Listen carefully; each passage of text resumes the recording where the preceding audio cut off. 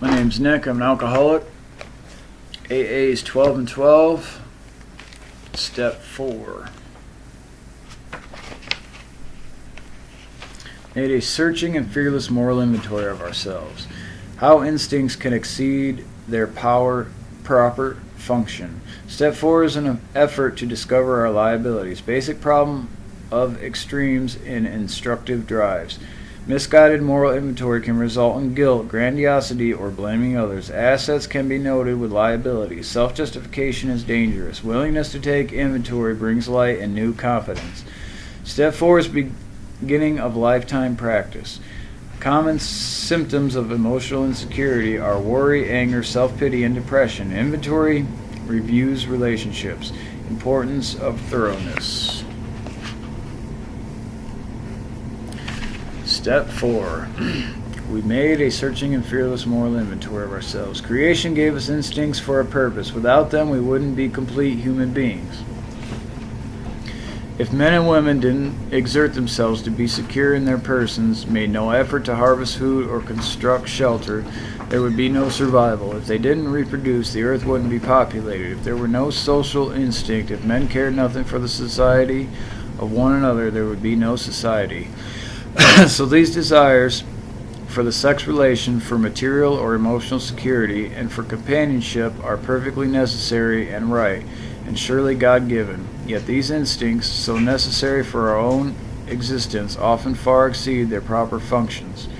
Powerfully, blindly, many times subtly, they drive us, dominate us, and insist upon ruling our lives. Our desires for sex, for material and emotional security, and for an important place in society often tyrannize us. When thus out of joint, man's natural desires cause him great trouble, practically all the trouble there is. No human being, however good, is exempt from these troubles. Nearly every serious emotional problem can be seen as a case of misdirected instinct. When that happens, our great natural assets, the instincts, have turned into physical and mental liabilities. Step 4 is our vigorous and painstaking effort to discover what these liabilities in each of us have been and are. We want to find exactly how, when, and where our natural desires have warped us. We wish to look squarely at the unhappiness this has caused others and ourselves. By discovering what our emotional deformities are, we can move toward their correction. Without a willing and persistent effort to do this, there can be little sobriety or contentment for us. Without a searching and fearless moral inventory, most of us have found that the faith which really works in daily living is still out of reach. Before tackling the inventory problem in detail, let's have a closer look at what the basic problem is. Simple examples like the following take on a world of meaning when we think about them. Suppose a person places sex desire ahead of everything else. In such a case, the imperious urge can destroy his chances for material and emotional security as well as a standing in the community. Another may develop such an obsession for financial security that he wants to do nothing but hoard money. Going to the extreme, he can become a miser or even a recluse who denies himself both family and friends. Nor is the quest for security always expressed in terms of money. How frequently we see a frightened human being determined to depend completely upon a stranger person for guidance and protection. This weak one, failing to meet life's responsibilities with his own resources, never grows up. Disillusionment and helplessness are his lot. In time, all his protectors either flee or die, and he is once more left alone and afraid. We have also seen men and women who go power mad, who devote themselves to attempting to rule their fellows. These people often throw to the winds every chance for legitimate security and a happy family life. Whenever a human being becomes a battleground for the instincts, there can be no peace. But that is not all of the danger. Every time a person imposes his instincts unreasonably upon others, unhappiness follows. If the pursuit of wealth tramples upon people who happen to be in the way, then anger, jealousy, and revenge are likely to be aroused. If sex runs riot, there is similar uproar. Demands made upon other people far too much attention, protection, and love can only invite domination or revulsion in the protectors themselves, two emotions quite as unhealthy as the demands which evoke them.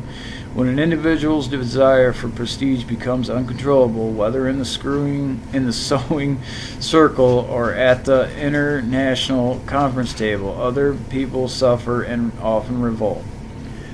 This collision of instinct can produce anything from a cold snub to a blazing revolution. In these ways, we are set in conflict not only with ourselves but with other people who have instincts too. Alcoholics especially should be able to see that instinct run wild in themselves is the underlying cause of their destructive drinking. We have drunk to drown feelings of fear, frustration, and depression. We have drunk to escape the guilt of passions, and then have drunk again to make more passions possible. We have drunk for vainglory, that we might the more enjoy foolish dreams of pomp and power. This perverse soul sickness is not pleasant to look upon. Instincts on rampage balk at investigation. The minute we make a serious attempt to probe them, we are liable to suffer severe reactions. If temperamentally we are on the depressive side, we are apt to be swamped with guilt and self-loathing. We wallow in this messy bog, often getting a misshapen and painful pleasure out of it. As we morbidly pursue this melancholy activity, we may sink to such a point of despair that nothing but oblivion looks possible as a solution. Here, of course, we have lost all perspective, and therefore all genuine humility, for this is pride in reverse. This is not a moral inventory at all. It is the very process by which the depressive has so often been led to the bottle and extinction. If, however, our natural disposition is inclined to self-righteousness or grandiosity, our reaction will be just the opposite. We will be offended at AA's suggested inventory. No doubt we shall point with pride to the good lives we thought we led before the bottle cut us down. We shall claim that our serious character defects, if we think we have any at all, have been caused chiefly by excessive drinking. This being so, we think it logically follows that sobriety, first, last, and all the time, is the only thing we need to work for. We believe that our one-time good characters will be revived the moment we quit alcohol. If we were pretty nice people all along, except for our drinking, what need is there for a moral inventory now that we are sober? We also clutch at another wonderful excuse for avoiding an inventory. Our present anxieties and troubles, we cry, are caused by the behavior of other people. People who really need a moral inventory. We firmly believe that if only they'd treat us better, we'd be all right. Therefore, we think our indignation is justified and reasonable, that our resentments are the right kind. We aren't the guilty ones, they are. At this stage of the inventory proceedings, our sponsors come to the rescue. They can do this, for they are the carriers of AA's tested experience with Step 4. They comfort the melancholy one by first showing him that this case is not strange or different, that his character defects are probably not more numerous or worse than those of anyone else in AA.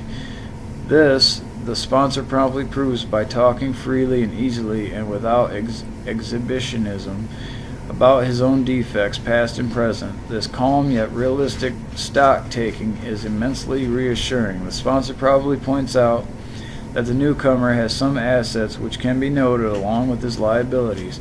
This tends to clear away morbidity and encourage balance. As soon as he begins to be more objective, the newcomer can fearlessly rather than fearfully look at his own defects. The sponsors of those who feel they need no inventory are confronted with quite another problem. This is because people who are driven by pride of self unconsciously blind themselves to their liabilities. These newcomers scarcely need comforting. The problem is to help them discover a chink in the walls their ego has built, through which the light of reason can shine. First off, they can be told that the majority of AA members have suffered severely from self-justification during their drinking days. For most of us, self-justification was the maker of excuses, and of course for drinking, and for all kinds of crazy and damaging conduct. we had made the invention of alibis a fine art. We had to drink because times were hard and times were good. We had to drink because at home we were smothered with love or got none at all. We had to drink because at work we were great successes or dismal failures. We had to drink because our nation had won a war or lost a peace. And so it went ad infinitum. We thought conditions drove us to drink, and when we tried to correct these conditions and found that we couldn't to our entire satisfaction, our drinking went out of hand and we became alcoholics. It never occurred to us that we needed to change ourselves to meet conditions, whatever they were. But in AA, we slowly learned that something had to be done about our vengeful resentment, self-pity, and unwarranted pride. We had to see that every time we played the big shot, we turned people against us. We had to see that when we harbored grudges and planned revenge for such defeats, we were really beating ourselves with the club of anger we had intended to use on others. We learned that if we were seriously disturbed, our first need was to quiet that disturbance, regardless of who or what we thought caused it. To see how erratic emotions victimized us often took a long time. We could perceive them quickly in others, but only slowly in ourselves. First of all, we had to admit that we had many of these defects, even though such disclosures were painful and humiliating. Where other people were concerned, we had to drop the word blame from our speech and thought. This required great willingness even to begin. But once over the first 2 or 3 high hurdles, the course ahead began to look easier, for we had started to get perspective on ourselves, which is another way of saying that we were gaining in humility. Of course, the depressive and the power-driven are personality extremes, types with which AA and the whole world abound. Often these personalities are just as sharply defined as the examples given, but just as often some of us will fit more or less into both classifications. Human beings are never quite alike, so each of us, when making an inventory, will need to determine what his individual character defects are. Having found the shoes that fit, he ought to step into them and walk with new confidence that he is at last on the right track. Now let's ponder the need for a list of the more glaring personality defects all of us have on varying degrees. To those having religious training, such a list would set forth serious violations of moral principles. Some others will think of this list as defects of character. Still others will call it an index of maladjustments. Some will become quite annoyed if there is talk about immorality, let alone sin. But all who are in the least reasonable will agree upon one point, that there is plenty wrong with us alcoholics, about which plenty will have to be done if we are to expect sobriety, progress, and any real ability to cope with life. To avoid falling into confusion over the names these defects should be called, let's take a universally recognized list of major human feelings: the 7 deadly sins of pride, greed, lust, anger, gluttony, envy, and sloth. It is not by accident that pride heads the procession, for pride, leading to self-justification and always spurred by conscious or unconscious fears, is the basic breeder of most human difficulties, the chief block to true progress. Pride lures us into making demands upon ourselves or upon others which cannot be met without perverting or misusing our God-given instincts. When the satisfaction of our instincts for sex, security, and society becomes the sole object of our lives, then pride steps in to justify our excesses. All these failings generate fear, a soul sickness in its own right. Then fear, in turn, generates more character defects. Unreasonable fear that our instincts will not be satisfied drives us to covet the possessions of others, to lust for sex and power, to become angry when our instinctive demands are threatened, to be envious when the ambitions of others seem to be realized while ours are not. We eat, drink, and grab for more of everything than we need, fearing we shall never have enough. And with genuine alarm at the prospect of work, we stay lazy. We loaf and procrastinate, or at best, work grudgingly or under half steam. These fears are the termites that ceaselessly devour the foundations of whatever sort of life we try to build. So when AA suggests a fearless moral inventory, it must seem to every newcomer that more is being asked of him than he can do.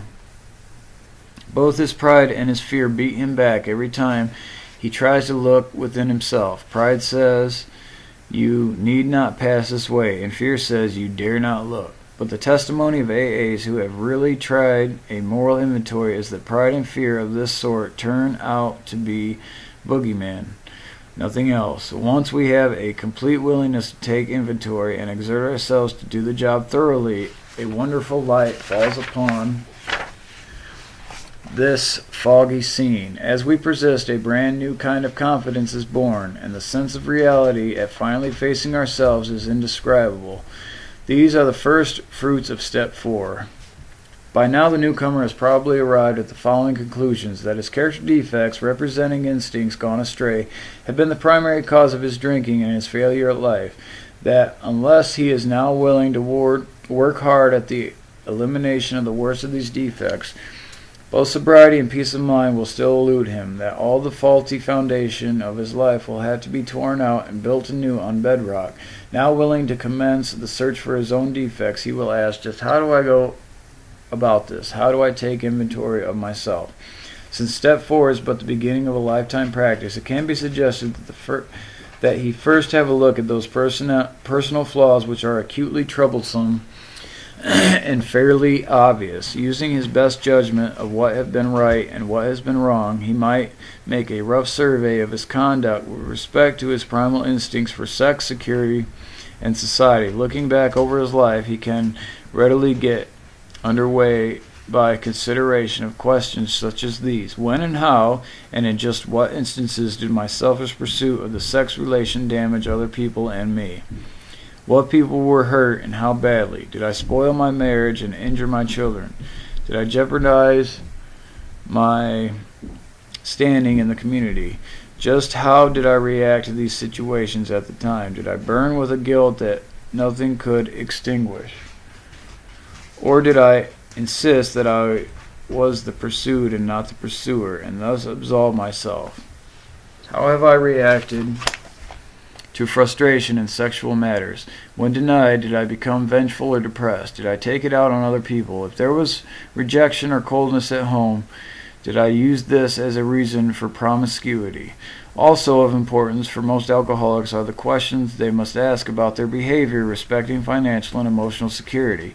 In these areas, fear, greed, possessiveness, and pride have too often done their worst. Surveying his business or employment record, also, any alcoholic can ask questions like these: in addition to my drinking problem, what character defects contributed to my financial instability? Did fear and inferiority about my fitness for my job destroy my confidence and fill me with conflict? Did I try to cover up these feelings of inadequacy by bluffing, cheating, lying, or evading responsibility? Or by griping that others fail to recognize my truly exceptional abilities? Did I overvalue myself and play the big shot? Did I have such unprincipled ambition that I double-crossed and undercut my associates? Was I extravagant? Did I recklessly borrow money, caring little whether it was repaid or not? Was I a pinch penny, refusing to support my family properly? Did I cut corners financially? What about the quick money deals, the stock market, and other races? Businesswomen in AA will naturally find that many of these questions apply to them too, but the alcoholic housewife can also make the family financially insecure. She can juggle charge accounts, manipulate the food budget, spend her afternoons gambling, and run her husband into debt by irresponsibility, waste, and extravagance. But all alcoholics who have drunk themselves out of jobs, family, and friends will need to cross-examine themselves ruthlessly to determine how their own personality defects have thus demolished their security. The most common symptom of emotional insecurity are worry, anger, self-pity, and depression. These stem from causes which sometimes seem to be within us, and at other times to come from without. To take inventory in this respect, we ought to consider carefully all personal relationships which bring continuous or recurring trouble.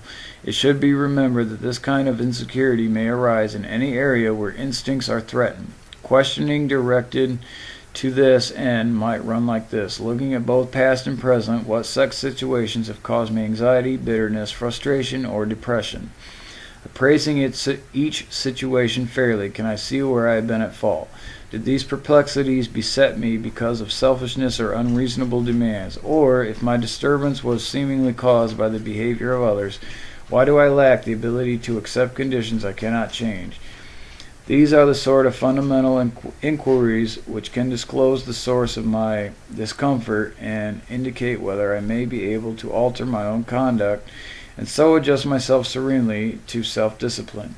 Suppose that financial insecurity constantly arouses these same feelings. I can ask myself, to what extent have my own mistakes fed my gnawing anxieties? And if these actions of others are part of the cause, what can I do about that? If I am unwilling to change the present state of affairs, am I willing to take the measures necessary to shape my life to conditions as they are? Questions like these, more of which will come to mind easily in each individual case, will help turn up the root causes. But it is from our twisted relations with family, friends, and society at large that many of us have suffered the most. We have been especially stupid and stubborn about them. The primary fact that we fail to recognize is our total inability to form a true partnership with another human being. Our egomania digs two disastrous pitfalls. Either we insist upon dominating the people we know, or we depend upon them far too much. If we lean too heavily on people, they will sooner or later fail us, for they are human too, and cannot possibly meet our incessant demands. In this way, our insecurity grows and festers. When we habitually try to manipulate others to our own willful desires, they revolt and resist us heavily. Then we develop hurt feelings, a sense of persecution, and a desire to retaliate. As we redouble our efforts at control and continue to fail, our suffering becomes acute and constant. We have not once sought to be one in a family, to be a friend among friends, to be a worker among workers, to be a useful member of society. Always we tried to struggle to the top of the heap or to hide underneath it. This self-centered behavior blocked a partnership relation with any one of those about us. Of true brotherhood we had small compensation. Some will object to many of the questions posed because they think their own character defects have not been so glaring. To these it can be suggested that a conscientious examination is likely to reveal the very defects the objectionable questions are concerned with. Because our surface record hasn't looked so too bad, we have frequently been abashed to find that this is so simply because we had buried these self-same defects deep down in us under thick layers of self-justification. Whatever the defects, they have finally ambushed us into alcoholism and misery. Therefore, thoroughness ought to be the watchword when taking inventory. In this connection, it is wise to write out our questions and answers. It will be an aid to clear thinking and honest appraisal. It will be the first tangible evidence of our complete willingness to move forward. Good luck, you guys can do this.